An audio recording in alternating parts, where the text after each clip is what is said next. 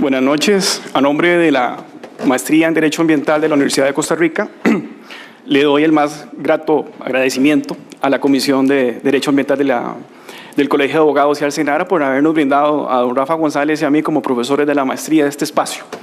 El tema que les traigo es un análisis FODA, o sea, un análisis de fortalezas, oportunidades, debilidades y amenazas de la nueva ley, del nuevo proyecto aprobado en primer debate de ley de gestión integrada del recurso hídrico. Es algo así como lo bueno, lo malo y lo feo. Vamos a partir de un escenario, y ese escenario es, actualmente tenemos escasez, sobreexplotación del recurso hídrico, contaminación y un escenario de cambio climático. Como bien lo señalaba don Rafa, no tenemos legislación sobre cambio climático, tenemos políticas de cambio climático. Legislación no nos vamos a encontrar. La única referencia de una norma vigente, como lo decía don Rafa, es la Ley de Gestión Integral de Residuos, y lo que hace es simplemente mencionar el concepto cambio climático. O sea, nada más, no dice absolutamente nada más, y los invito a ustedes a revisar normas infralegales que no tienen ninguna, no dicen absolutamente nada, no tratan ni el enfoque de vulnerabilidad, ni el de adaptación, y mucho menos el de mitigación. Esa es una deuda que tenemos pendiente. Bueno, esto son unas estadísticas que no vale la pena, ya don Joselino nos trajo algunas. Partimos de la existencia de una ley de 1942, es una especie de ley marco, es una de las más de 130, tal vez 140 normas jurídicas en Costa Rica que regulan de manera directa o indirecta el recurso hídrico. Por eso podemos hablar de un marco jurídico en materia de aguas que es disperso, fragmentado y contradictorio, por supuesto. Además, contamos con una institucionalidad que es débil. Joselino nos hablaba de más de 15 instituciones con competencias directas. Si sumamos las instituciones con competencias indirectas, actualmente hablamos de más de 25 instituciones que de alguna otra manera tienen que ver con agua. Esas competencias se traslapan, se duplican, hay un bajo nivel de coordinación, a pesar de que la Sala Constitucional ha elevado a rango de principio en materia ambiental la coordinación interinstitucional. Son instituciones con bajos presupuestos, ausencia de inversión y fiscalización escasa, nula, irregular. En Costa Rica estamos actuando en materia ambiental a posteriori, ya cuando el problema se nos vino encima y no a priori. Además, como bien nos señalaba don Rafa González, existe un distanciamiento entre las actuales normas en cambio climático y en agua y en muchas otras materias respecto a las políticas que hemos venido promulgando y adoptando. O sea, hay una grandísima brecha entre las políticas, por ejemplo, en cambio climático e hídricas, respecto a la normativa que debería ir casi que a la par de las políticas. A nivel centroamericano, y esto es un hecho que no podemos obviar, el sistema de integración centroamericana cuenta con una estrategia regional de gestión integral de recurso hídrico y un plan de acción. A nivel nacional, una estrategia, un plan hídrico, un plan de gestión integrada de recursos hídricos para todo el país y un balance hídrico nacional, que por cierto la Contraloría ahora ordenó renovarlo, debe renovarse cada 5 años. Resumen, la gestión actual del agua no es participativa, eso nos habló don Fernando Cruz, no es socialmente equitativa ni ambientalmente sostenible. Ese es el marco actual. Ahora, revisemos lo bueno, lo malo y lo feo de la Ley de Gestión Integrada del Recurso Hídrico. Nos viene a incorporar el enfoque de desarrollo sostenible. Cuando hablamos de enfoque de desarrollo sostenible, hablamos de conservación, uso racional y distribución justa y equitativa de los beneficios y cargas derivados del aprovechamiento racional de los recursos naturales. En materia de agua, lo veríamos mediante el acceso universal, equitativo y solidario al recurso hídrico. También nos trae un enfoque de gestión integrada del recurso hídrico, lógicamente, y nos remite a los principios de Dublín del año 1992. Por primera vez tendríamos una norma que a lo largo de la misma desarrolla el enfoque de cambio climático. Cuando hablamos de cambio climático hablamos de mitigación, hablamos de adaptación y de vulnerabilidad. Recordemos que vivimos en la zona del mundo más vulnerable al cambio climático.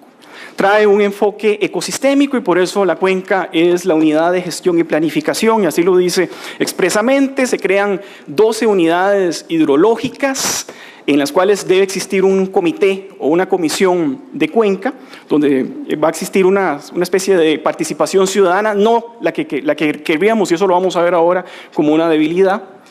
Trae un enfoque de derechos humanos, iría a ser la primera norma que eleva a rango legal el derecho humano al agua, y saneamiento, por supuesto, ese derecho humano reconocido por las Naciones Unidas desde el 2010 por la Asamblea General, y que sin embargo nosotros, como bien lo decía don Fernando Cruz, no hemos logrado constitucionalizarlo aún, ¿verdad? Para vergüenza nuestra, la única norma que declara el derecho humano al agua en Costa Rica es el decreto 30.482 del año 1992, que nadie conoce. La norma trae un enfoque de participación, y cuando hablamos de participación, hablamos de los 3 derechos de acceso del principio 10 de la Declaración del Río. Acceso a la información ambiental. La norma viene a crear un sistema nacional de información de gestión integrada del recurso hídrico. Información que va a ser esencial para la toma de decisiones que deben ajustarse a los criterios o reglas unívocas de la ciencia y de la técnica. Cuando hablaba don Fernando, por cierto, ahora que me acuerdo del tema del decreto ley 1888 de don Bernardo Soto, esa norma es una norma que a mí me parece súper interesante. En 1888, quienes promulgaron esa norma establecieron por primera vez el principio de objetivación de la tutela ambiental. La norma, que es de 2 artículos y que crea el área de recarga de los cerros de ahí, de Barba, de Heredia, establece que únicamente con dictamen técnico y científico es posible ampliar o disminuir esa zona de recarga. Vea que no estamos inventando nada nuevo. Estamos hablando de que esta es de las primeras normas de la Ley de Gestión Integral del Recurso Hídrico que incorpora el enfoque de la ciencia técnica. No, señores, desde 1888 un decreto ley ajustaba o vinculaba una norma jurídica a un criterio técnico y científico para proteger un área que ya desde aquel momento se sabía que era la fábrica de agua del gran área metropolitana. Siguiendo con el tema de la participación, se supone que con la información que va a recopilar el sistema de información ambiental, las decisiones que se van a tomar van a ser decisiones participativas y con criterio técnico. Estas decisiones podrían darse a través de las comités de cuenca. Comités de cuenca que, como les dije, tiene que haber uno en cada unidad hidrológica y se crean 12 de ellos. Sin embargo, la conformación de estas unidades o estas comités de cuenca no necesariamente es equitativa. Estamos hablando de 3 personas de instituciones públicas, más 3 personas de la municipalidad, más 4 sujetos de los distintos sectores productivos de la unidad hidrológica, 1 persona de las ONGs, 1 persona de las asadas y 1 persona del CONARI. Entonces, cuando hacemos el balance, no necesariamente nos da. Hay muchos más interesados en la utilización del recurso que aquellos que pretenden su conservación. Eso lo vamos a ver también como una posible amenaza o una debilidad de la norma. Dijimos que eleva al rango legal el derecho humano al agua y saneamiento, refuerza el carácter de manual del recurso hídrico. Nuevamente, lo que viene es a reforzar ese artículo 50 de la Ley Orgánica del Ambiente y ese código de minería que nos dicen que el recurso hídrico es un bien de dominio público, otra cosa que tampoco hemos logrado elevar a rango constitucional. Lógicamente sabemos que hay sobre todo una agrupación política que se opone al dominio público del agua. Establece el carácter no lucrativo del servicio público de abastecimiento poblacional. Esto es muy importante. Únicamente, así como está redactada la norma que se aprobó en primer debate, únicamente las empresas estatales proveedoras del agua potable, sin ánimo de lucro, más las municipalidades, y las asadas serían aquellos capaces de brindar el servicio de agua potable. Ordena el régimen de competencias hídricas, crea una Dirección Nacional de Aguas, establece que el MINAE tiene potestades de elaborar, dictar políticas, reglamentos y directrices. Estas son potestades propias de un órgano o un ente rector en el tema de aguas. Sin embargo, la norma, si ustedes revisan minuciosamente, no dice que el MINAE sea el órgano rector. Sin embargo, establece una serie de prerrogativas que solo un órgano rector tiene. Por lo tanto, si tiene 4 patas y ladra, es perro, ¿verdad? Aunque le digamos gato. Se crean los consejos consultivos, Además, se incorpora dentro de la dirección una unidad especializada en investigación y estudios técnicos científicos en aguas, que esta es la unidad que se le está pasando del SENARA, o se le pasaría del SENARA a la DINA, cuyos criterios serían emitidos con independencia técnica. Esto uno dice, bueno, qué bien, le estamos apostando a la ciencia y a la técnica. Sin embargo, son criterios que no son vinculantes. Eso lo vamos a ver luego como una posible amenaza o una debilidad.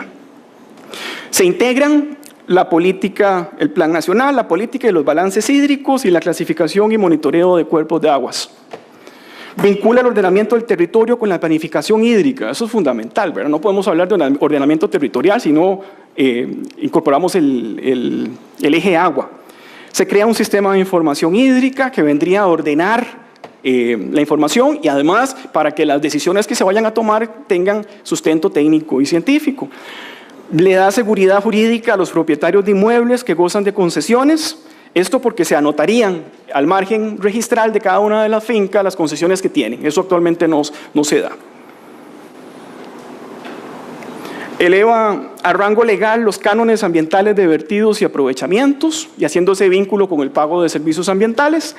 Crea la figura de las áreas de protección absoluta del recurso hídrico. Sin embargo, por supuesto, hay que indemnizar. Cuando se crean, cuando haya que crearlos, se tiene que indemnizar a los propietarios.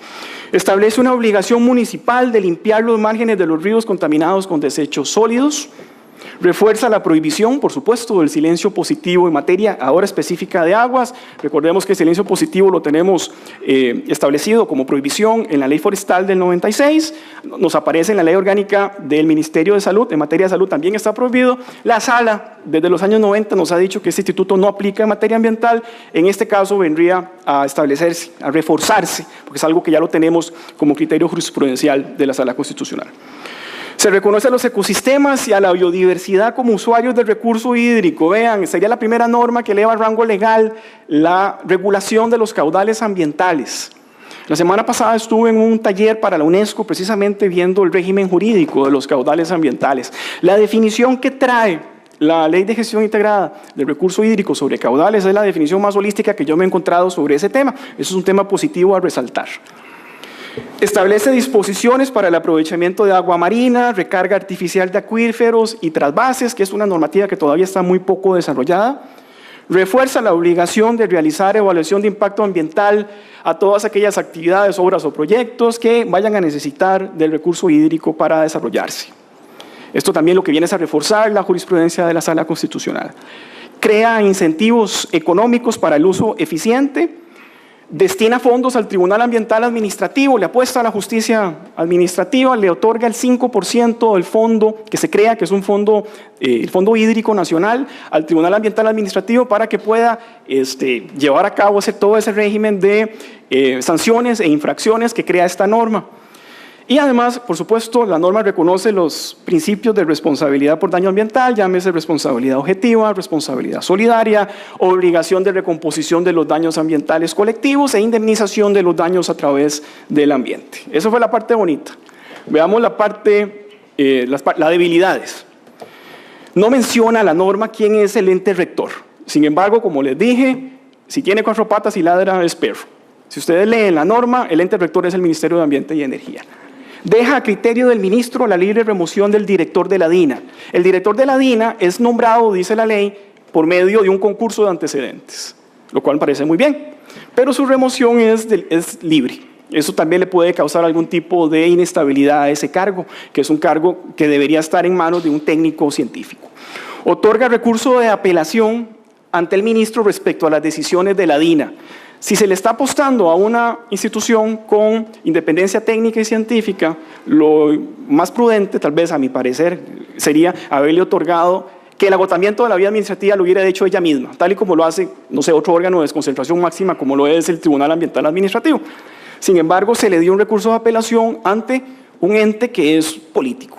La solución sería que el ente político, llámese Ministerio de Ambiente, resuelva de acuerdo a los criterios de la técnica y la ciencia cuando tenga que resolver recursos de apelación. Hay un desbalance o desequilibrio entre el número de personas o miembros que integran los sectores de los consejos de cuenca, como les dije. Está muy cargado a instituciones públicas y a usuarios, y mucho menos a asadas y organizaciones no gubernamentales. Solo 2 personas para eso. Además, los criterios para formar parte de los consejos es ser costarricense, mayor de edad y tener interés económico, social o ambiental en la cuenca. Son criterios demasiado laxos cuando es un órgano que tiene que tomar decisiones técnicas y científicas, como por ejemplo aprobar un plan hidrológico de cuenca o establecer cuáles son las jerarquías en los usos los usos de agua en esa cuenca hidrológica. Bueno, por supuesto, tenemos un transitorio 11 que legalizaba las ilegalidades de todas aquellas construcciones y usos de áreas de protección. La Sala lo declara inconstitucional. Una ausencia de justificación técnica en aquel momento cuando se hizo este análisis en el cambio de las áreas de protección. Un tema ahí nada más que quiero dejar en el aire. Las áreas de protección actuales tampoco. Las del artículo 33 y la ley de aguas tampoco tienen criterio, o sea, sustento técnico y científico, ¿verdad? Eso es una charla que podemos hacer otro foro totalmente, es un enano de otro cuento.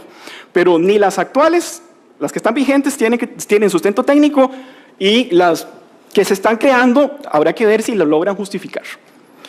Y otra debilidad es incorporar dentro de la DINA a la unidad de investigación del SENARA sobre aguas subterráneas, pero que esos criterios que emita esta unidad no sean vinculantes, a pesar de tratarse de una unidad técnica.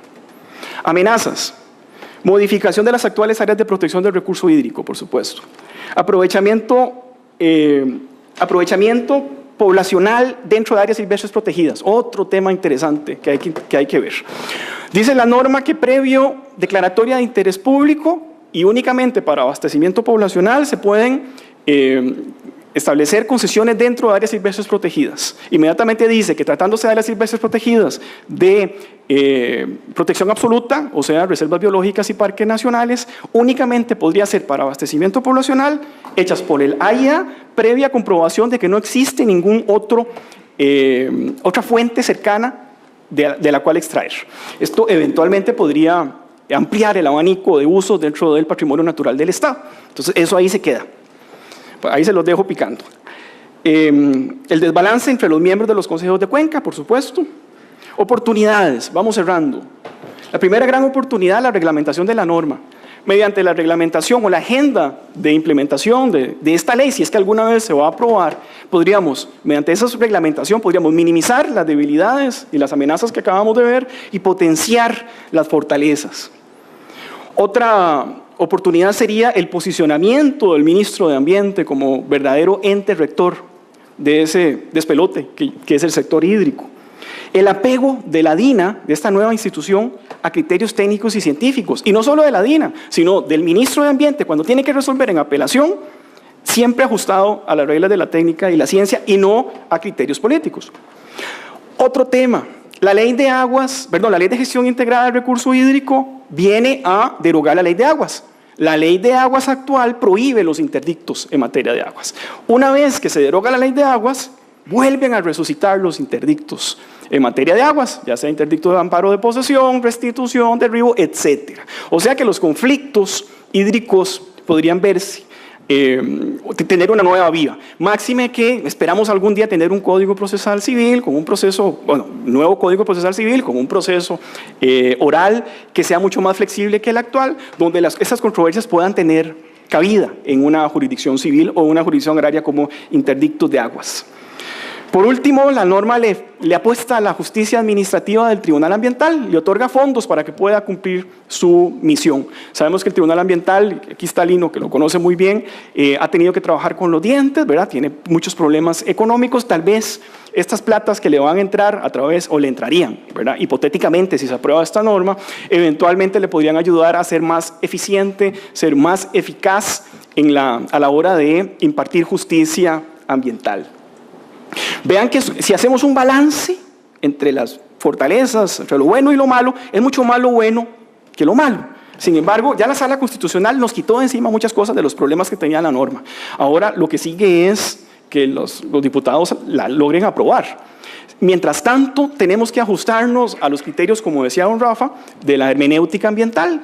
O sea, teniendo siempre como norte la jurisprudencia de la Sala Constitucional, los tratados internacionales en materia de derechos humanos y de derecho internacional ambiental como norte para poder aplicar las normas ambientales con el fin de que sean efectivas. Y cuando hablo de efectividad, La legislación hídrica es un típico ejemplo de inefectividad. Recordemos, en Costa Rica los procesos para la promulgación de normas ambientales duran más de 10 años. Ya tenemos un par de ejemplos: Ley de Gestión Integral de Residuos Sólidos y Ley de Gestión Integral de Recurso Hídrico. Pero ahí no llega el tema. Para que una norma sea efectiva, tiene que ser aplicada de manera sostenida y recurrente y cumplir sus objetivos. ¿Cuánto duramos nosotros para poder promulgar la agenda de implementación de una norma como estas? ¿Cuánto vamos a durar? Unos 5 años. Vean que el tiempo pasa y mientras tanto el derecho ambiental, y en este caso la legislación hídrica, sigue siendo inefectiva. Muchas gracias.